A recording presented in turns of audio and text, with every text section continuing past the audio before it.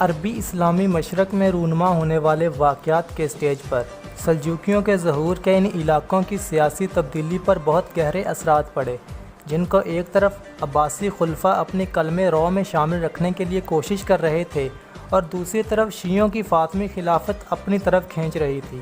ایسے حالات میں سلجوقیوں نے ایک بہت بڑی ترکی سلطنت کی بنیاد رکھی، جو 5ویں صدی ہجری بمطابق 11ویں صدی عیسوی میں سامنے آئی۔ یہ سلطنت خراسان، ماورائے النہر، ایران، عراق، بلاد شام اور ایشیائے کوچک کے علاقوں پر مشتمل تھی۔ اس سلطنت کا مستقر پہلے ایران کا شہر رے تھا اور بعد میں عراق کا شہر بغداد قرار پایا۔ اسی دوران خراسان، ماورائے النہر، کرمان، بلاد شام اور ایشیائے کوچک میں کئی چھوٹی چھوٹی سلجوقی سلطنتیں معرض وجود میں آئیں۔ یہ تمام سلطنتیں ایران اور عراق میں سلجوقی سلطان کے تابع تھیں۔ سلجوقیوں نے بغداد کی عباسی خلافت اور اس کے مذہب اہل سنت و جماعت کی خوب مدد کی۔ یہ سلطنت ایک طرف ایران و عراق میں شیعہ وہیبی اور دوسری طرف مصر و شام میں عبیدی یعنی فاطمی اثر و نفوذ کے درمیان میں گھری زوال کے قریب پہنچ چکی تھی۔ سلجوقیوں نے وہیبی اقتدار کا خاتمہ کر دیا اور عبیدی یعنی فاطمی خلافت کے سامنے ڈٹ کھڑے ہوئے۔ سلجوقی سردار طغرل بیگ نے 447 میں بغداد کے اندر وہیبی سلطنت کا ہمیشہ کے لیے خاتمہ کر دیا، تمام شورشوں پر قابو پا لیا۔ مساجد کے دروازوں سے صحابہ کرام علیہم الرضوان کی سب و شتم پر مبنی تحریریں مٹا دی گئیں اور رافضیوں کے شیخ ابو عبداللہ الجلاب کو رفض میں غلو کی وجہ سے قتل کر دیا گیا۔ وہیبی شیعہ نفوذ بغداد اور عباسی خلیفہ پر چھا چکا تھا۔ جب سلجوقیوں نے بغداد سے دولت وہیبی کا خاتمہ کر دیا اور سلطان طغرل بیگ عباسی خلافت کے دارالحکومت میں داخل ہوا تو خلیفہ قائم بامر اللہ نے ان کا شاندار استقبال کیا، انہیں نہایت قیمتی خلعت عطا کی، اپنے پاس بٹھایا اور بڑے معزز القابات سے نوازا۔ ان القابات میں ایک لقب سلطان رکن الدین طغرل بیگ ہے۔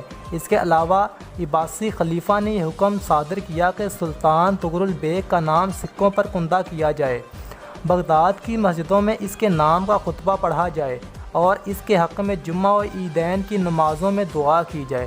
خلیفہ کی اس قدر افزائی کی وجہ سے سلجوقیوں کو پوری اسلامی دنیا میں بے پناہ قدر و منزلت حاصل ہوئی اور وہ بغداد میں وہیبیوں کی جگہ سیاہ و سفید کے مالک بن گئے۔ عباسی خلیفہ اب ان کے ہر مشورے کو بطیب خاطر قبول کرتا اور ان کی بڑی عزت کیا کرتا تھا۔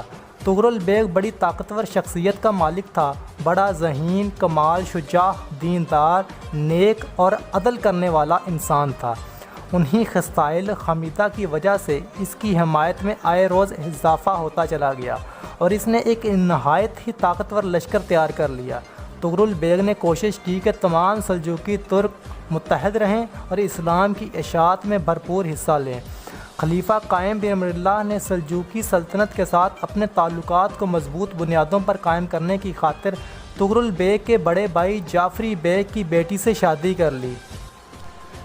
یہ شادی 448 ہجری بمطابق 1059 میں ہوئی، پھر شعبان 454 ہجری بمطابق 1062 میں طغرل بیگ کی شادی خلیفہ عباسی قائم بامر اللہ کی بیٹی سے ہوئی، لیکن اس کے بعد طغرل بیگ زیادہ عرصہ زندہ نہ رہے۔